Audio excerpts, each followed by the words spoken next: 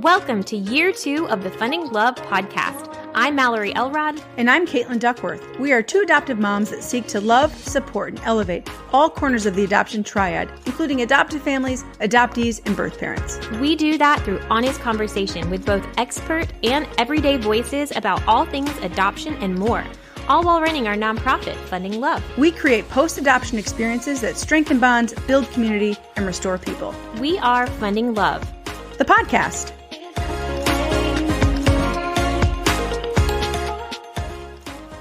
Hey guys, it's Kate. Thank you for joining us today on episode 94 of the Funding Love podcast. Today we have a really cool guest with us. Our guest is Karla Ray. She's a news reporter in the Orlando area, which is such a cool job to me. And she's actually an adoptee. We don't often get to hear adoptee voices as much as we'd like to here on the podcast. So we are so grateful for Karla and her vulnerability in sharing her story. Mal and I met Karla for the first time last year at the Funding Love Gala. And when we got to connect with her this time for the podcast, we learned so much more about her and her story. And I gotta say, she shares some pretty interesting and newsworthy things. So I hope y'all enjoy. Thanks for tuning in. Welcome back to the Funding Love podcast, episode 94. I am so excited about our guest, Karla Ray. Welcome to the podcast. Welcome. Thank you. Thank you for having me. Oh, we're so excited about this.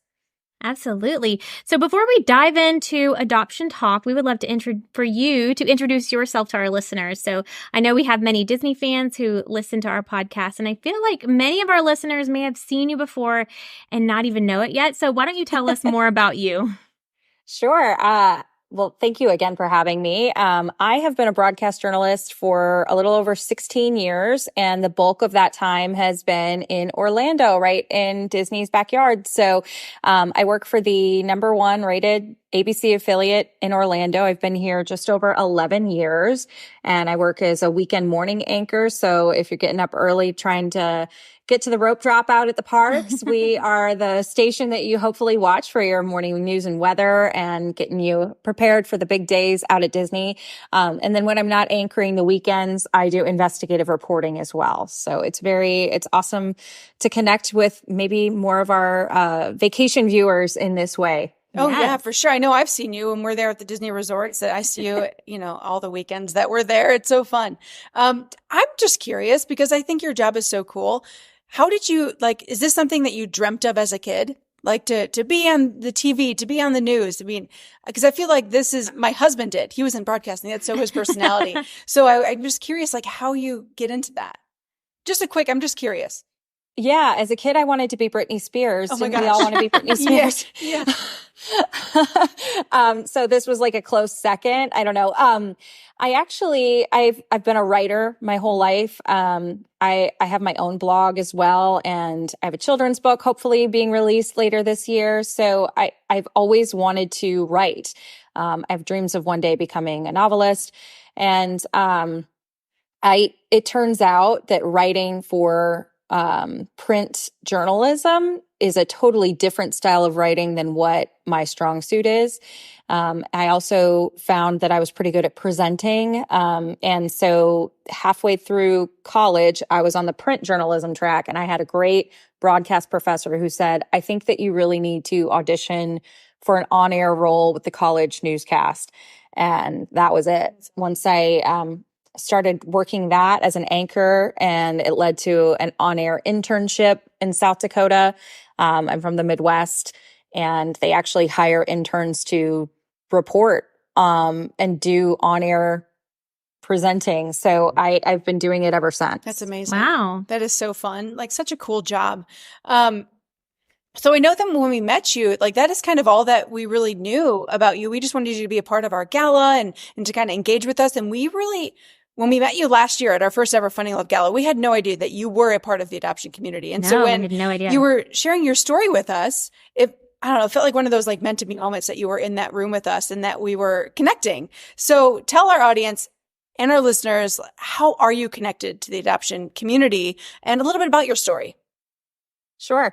I was adopted as an infant. And I grew up knowing that I was adopted. My brother, who I grew up with, he was adopted as well. He had a different biological mother. So no one in our family was blood related. And for me, I have since learned a lot about my biological mother. She, I believe at the time, was a single mom raising 3 boys who, the closest one in age to me is 18 or 20 months older than me. I'd have to sit and do the math. And then there's another girl in between us. So my sister, who her name's Polly, she and I have connected, which we'll get into. My sister was born in January of 1986, and she was given up for adoption. I was born in March of 1987. I was given up for adoption. And we've since learned recently, within the last few years, that there was a third girl after me who was also given up for adoption. Oh, So wow. 3 boys that she raised and 3 girls that she just could not care for, just based on the circumstances. So, yeah, I've always known. I was lucky enough to be adopted through Catholic Charities, which provided a brief health history. And it kind of said, this was my mother's age. This was her circumstance. So I've always known that I had siblings. The one that came after me obviously was not included in the health history because she didn't exist yet. So that was a fun surprise to learn just a few years ago. Wow. So you've connected with your sister that's older than you. What about your sister that's younger? Have you connected? Yes, we have all connected, and we've connected with the brothers too. Yeah. So my mom, who raised me, I call my mom is my adopted mom. She purchased ancestry kits for me and my brother in 2020, I believe, for Christmas. So it was Christmas 2019. So we, did the thing. We spit in the tube, we sent it off. And then I didn't get any strong hits for a year. It was a full year. And January 2021, I got what Ancestry considers a close match, is anything greater than like a first cousin. Okay. So a close match could be a first cousin. It could be an aunt. It's like one removed from a biological, direct relative. And I started messaging with this woman. Her name's Maggie, and she's quite a bit older than me. And I was asking her, is there anyone in your family that maybe went away for a little while in the late 80s, maybe hid a pregnancy, anything like that? And she said, no, there's nobody like that. I was like, well, what about any men in your family who may have a child that they don't know about?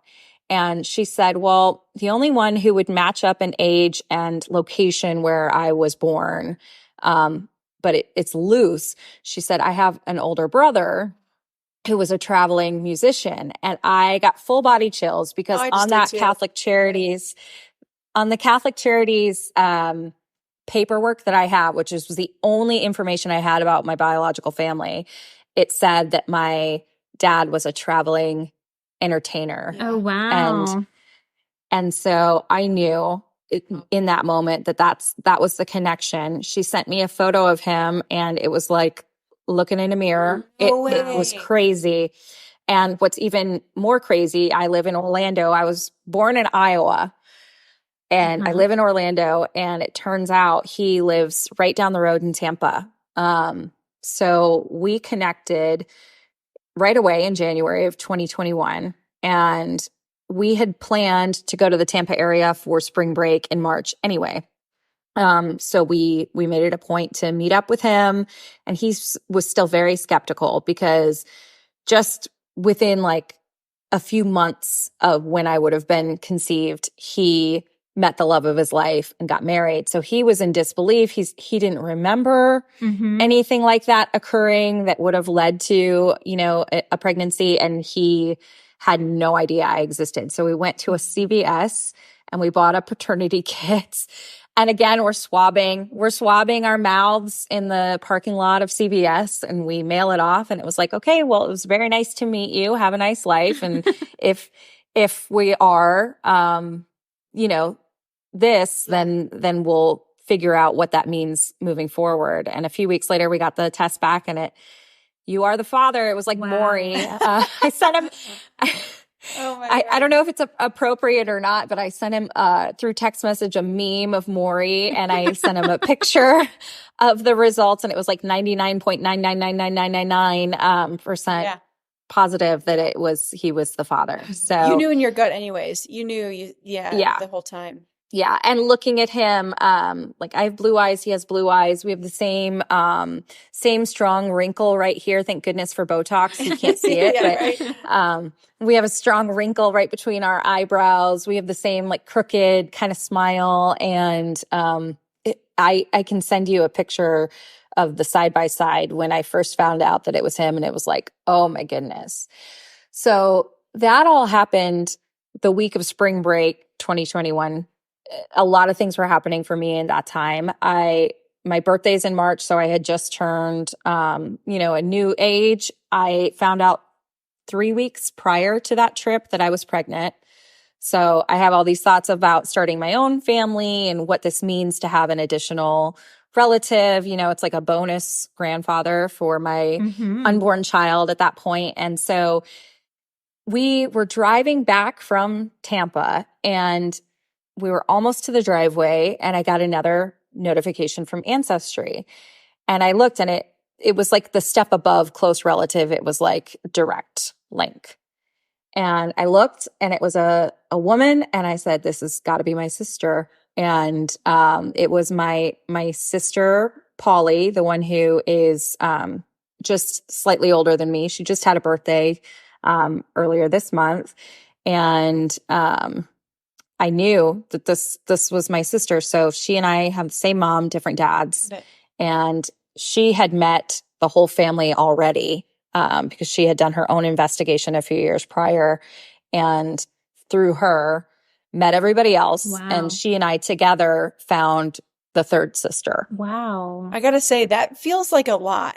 Like, It was a lot. like I'm It not was gonna a lie, lot. that's like a whole, I mean, and I don't want to, I don't want to assume, but I would imagine like growing up, you do imagine, you picture, you wonder, are they out there? Do they know about me? Or where are they? What are they like? Do I have siblings? And then for it to all kind of like woof all at one time, All and at you're one pregnant, time. and you're like that's a lot. Yes. It was a lot. And also with that connection to my sister, Polly, learned that my biological mother had passed away a few years before.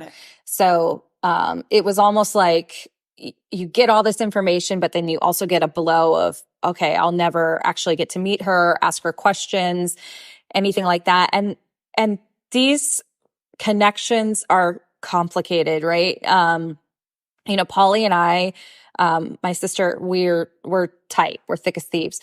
But for a while, the brothers who grew up with our mother, they were hesitant because she hid her pregnancies. She hid the pregnancies with all three girls. And I think for them, they learned about it after her death. They learned about me and the other sister after her death. And so for them, it almost felt like, I don't want to say betrayal. I think betrayal is a strong word, but there was this other side to our mother that they did not know about. Yeah. And so that's like a really tough pill to swallow. And when those direct relatives, as a result of those discretions that she had, pop up out of nowhere, it's going to take a minute for some people. It's not an instant, okay, let's be kumbaya and we'll all be family. Yeah. Right. It took a minute for them. I think it's the epitome of adoption is messy. It just kind of goes the story. Like it's beautiful and it's hard and it's definitely messy too, because it's not even just hard for the adoptee, but for those birth family, like learning all of that. Like you say, it must have been a shock to their systems as well. And I think about, my biological father, he had no idea I existed. This was a thing where he was on tour. He stopped in town and moved on with his life. This is before cell phones, before social media, any of this. So he didn't know. And he told me he felt so much guilt. He said, if I had known, I would have been part of your life. If I had known, and those types of things that it's not his responsibility to feel that way. So I think it's complicated for everybody involved. Yeah. And I do want to mention too that the middle brother, he passed away before I could ever meet him as well. Years before this information came out that I existed. So unfortunately never got to meet him. But the other two brothers, one I've met in person at Disney. He brought his family down last year, so we got to meet him and he got to meet my son. And I think that there's got to be some sort of connection there because he's very tall and my son is way taller than he should be projected to be compared to me and my husband. And I'm like, oh, well, maybe that's, And so that's kind of cool to see those things that only biology could create. Yeah. Genes are funny like that. So funny. And it's cool that you can, you do have your brothers that were raised by your mother in the sense of now you can ask the questions. Now it's one of those things that you wish like this would have happened 3 years before and when you could have made that connection with your biological mother, but to be able to to learn about her through them and then maybe see that in them is still really cool. I think that, that you have pursued these relationships because I don't know, if I put myself in your shoes, I feel like that would be a very scary thing to have your life and your family that you've grown up with and then to say, okay, well, I'm going to enter into this. I don't know. That seems scary, right? It's disruptive a little bit in a emotional way and a physical way, I feel. Yeah. I think that, I called my mom who raised me and I said, we just got all these new things. And she was so excited. So that made it easier that my parents were fully supportive in everything, that I did during the search. And I will say that, I don't have super close relationships with my biological brothers. Yeah. Mostly because of distance. They both live back up in Iowa. I think if I went back and, we tried to get together, we would. Polly and I think probably because we have so much in common of both being adopted out into different families. And what's really funny is the biological thing. She was also a news reporter. Oh my gosh. I know. She's not anymore. But it's just crazy, like how similar we are. And we had totally different upbringings. She's biracial. And she was adopted into a family that had biracial children. So her upbringing, totally different from mine. Sure. Wow. Her experiences, totally different from mine. But then for us to end up going down the same career path, I think is pretty crazy. Yeah, that's crazy. Once again, Mal, like you said, like genes, DNA, like so strong. Like it is so strong. It's the nature versus nurture. It's wild. Yeah, it's so wild. Yes. Now I'm curious, did you growing up or even now maybe as an adult felt the need to have community with other adoptees, or have you found that, or is that something you feel is beneficial to you? I'm curious where you are in that. So it's interesting because my brother I had growing up, we were both adopted. True. Yeah, that's so true. And his situation was a little different. His mom was a teen mother. So I don't think he hasn't ever really pursued getting any more information on who she is or anything like that. But I think the community was our family. And I don't think it ever really occurred to me that I needed to connect with other adoptees because it just is something I've always known. Yes. About myself. My parents still have this book. It's, I think, from the 70s or 80s, but it said, it's like, why was I adopted? It's a children's book. And so I just remember learning about it at a very young age and being, I guess, okay with it because it was the only thing I ever knew. Yeah. Yeah. And it's cool that your sister, Polly, is now like a part of your adoptee community. Kind of like you said, you kind of can relate over being an adoptee growing up. So yeah, that's cool too, because she is kind of like your adoptee community. Totally. And I will say everybody handles things differently, right? She and I think are very similar in our approach to it, that we have nothing but like love and respect for our biological mother and her choices. And I don't carry any questions or, I guess, animosity toward her because I think that she made the best decision for herself in that time. Our younger sister, I would say, had a much harder time with the information that we all learned back in 2021 when she found us and then learned about the brothers and learned that our mother had passed. I still think that she struggles with that.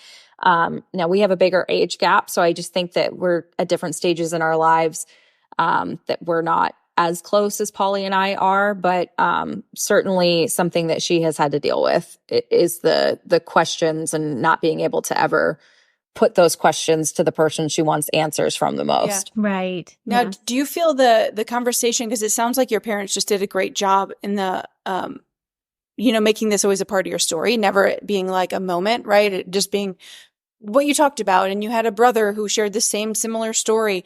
Do you think that that is why you feel like you're in a place of feeling so okay about learning these things? Because I feel like, I think so. Or is it a personality thing, or do you think it's really just the conversation, the way it was handled in your household, and having a brother so close that is also an adoptee? I think that it's twofold. I think it's the way I was raised, but I also think it's my career.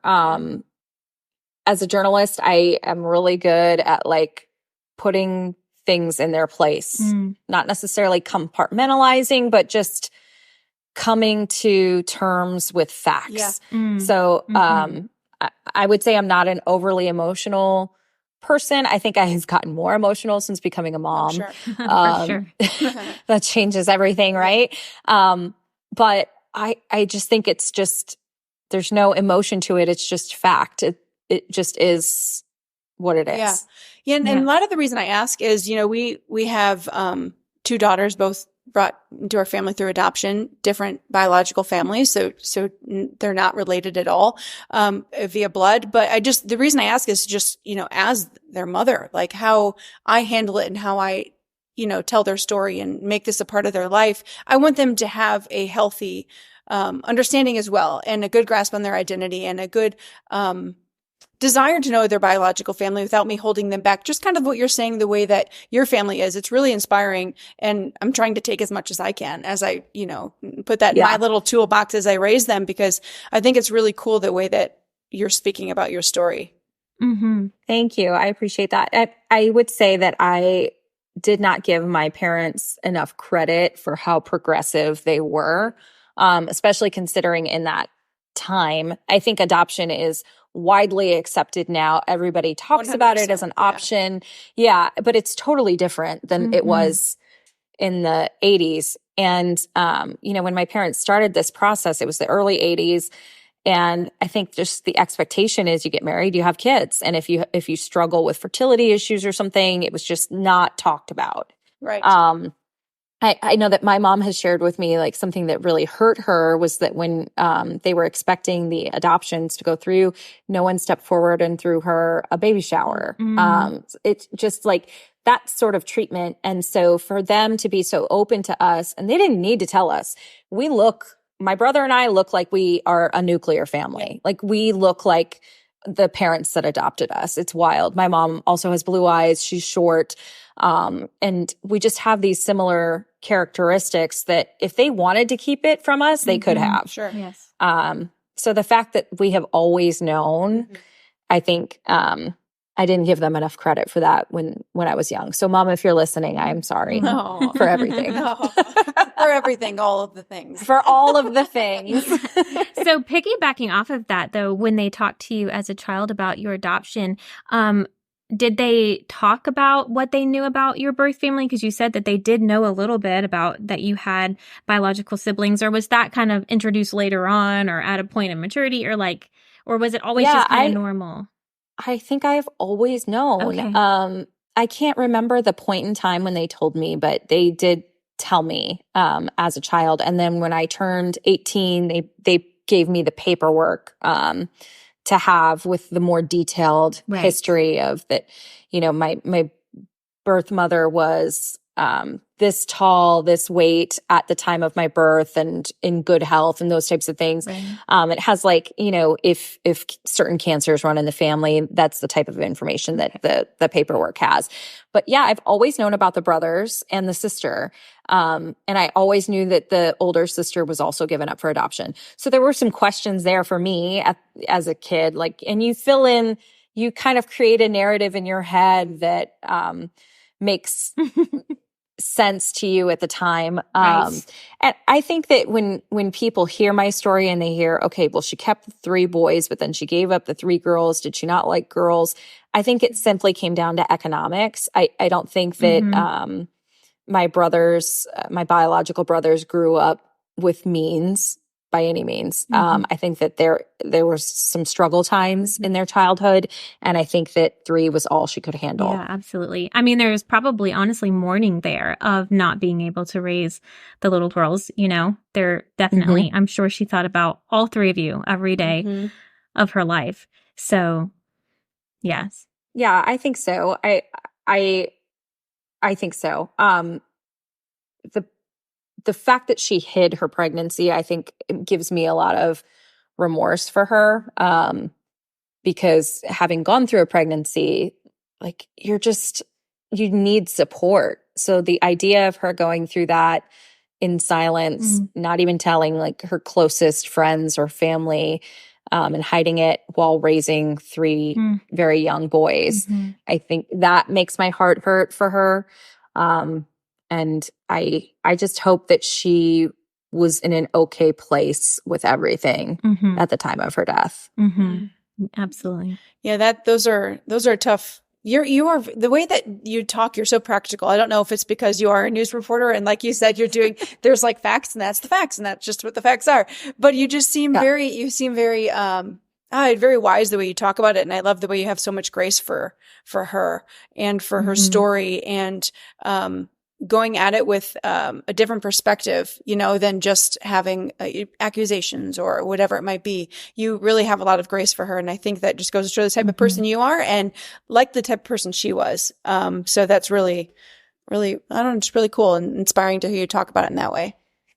Thank you. I think as a journalist, I have interviewed people from all walks of life who are in really tough situations. And I think that there's just a certain level of empathy that you have to be a journalist. And why wouldn't I extend that to my mother, my blood? Right. I hold no hard feelings toward her. I think that she made the best decision she could at the time. That's awesome. So, identity is a big thing really for anybody as they get older and as they grow. But in the adoptee community, I feel like that word identity is kind of talked about a lot. So I would love to hear what piece of advice you have for an adoptee that you could give to an adoptee who might be in a tough spot, who might be wanting to learn about their family or just learning about their family or at that tender age of 17, 18, 19, going into the world with these questions. What piece of advice could you give them? Well, I think that those questions,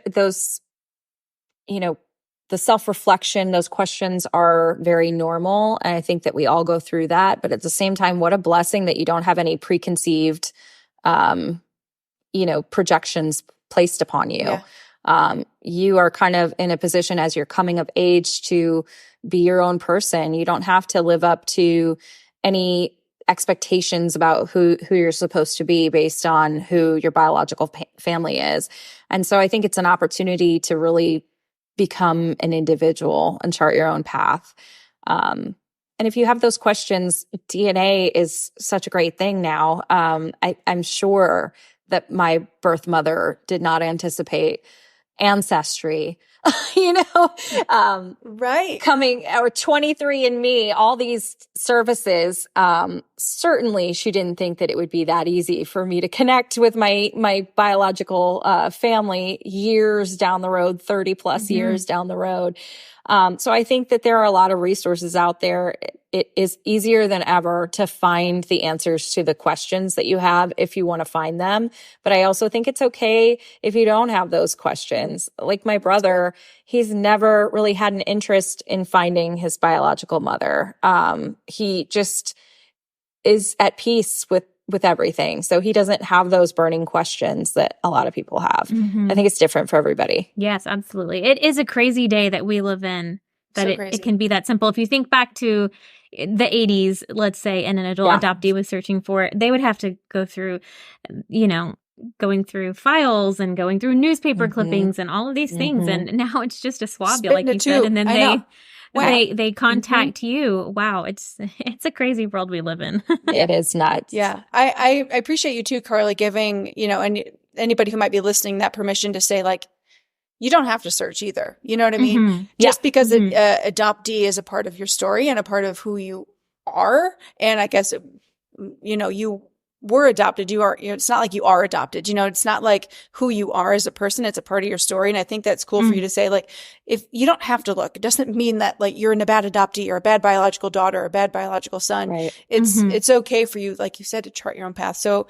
I appreciate you giving kind of that permission and grace as well, because there is a lot of pressure. I feel like maybe I would imagine, just if I were to put myself in that shoes, like a lot of pressure to feel like you have to, because people do ask questions, just like we're asking you. Do you know? Have you known? Totally. Do you want to know? Like that to me is like kind of cultural pressure, It drove my husband nuts because he's like, you're a journalist. You ask questions for a living. Why aren't you more curious about your biological family? He harped on me for years before the Ancestry kit came along. And I was like, fine, if my mom is giving me this for Christmas, she obviously wants me to go put it out into the world. So I did it. But I truly was like at peace. I think that my life is better now that I have these connections. So I don't regret it. Especially with Polly, like she and I, again, have this connection that's just like out of this world. But could I have gone on and continued to live a full and happy life without knowing those answers? Absolutely. So I don't think that anyone should, it's got to be what's best for you. And at the same time, those tools are available for the biological families as well. That's true. So the pressure should not always be on the adoptee to act. If a mother wants to find a child that they gave up for adoption, they have all the same resources that the child would have. Right. So I don't think that the pressure should always be on the adoptee. That's great. That is so true. Awesome. You've given, gosh, what a story. Honestly, this is going to be a really cool thing. I think open a lot of people's eyes to, the idea of, like we always say, adoption is not cut and dry. It's not simple, right? It's so complex. Totally. So it's so individualized. And also just it's just so vast. Like your story is still unfolding, which is just so wild. And I think this is going to be a really cool story and open some eyes for our listeners. So I really appreciate you being vulnerable and sharing your story. And it's just so cool. We're so thankful for you in that. Thank you. And so before we wrap up, though, at the Funding Love podcast, we like to ask a fun little question with a little extra love. So what are you, Karla, loving right now in life? A book, TV show, hobby, something. What is it that Karla is loving in this season of life? You're going to think I am a crazy person, but I love the beginning of a new year. And I love like the freshness of resolutions. People will roll their eyes, but I am like 2024 vision board girly. And I just started 75 Hard last week, if you're familiar with this. So today's day 9 for me, and it's my whole personality right now. It's trying to get those 2 workouts in, and my husband's doing it with me. So it's 4 workouts in our household with a toddler.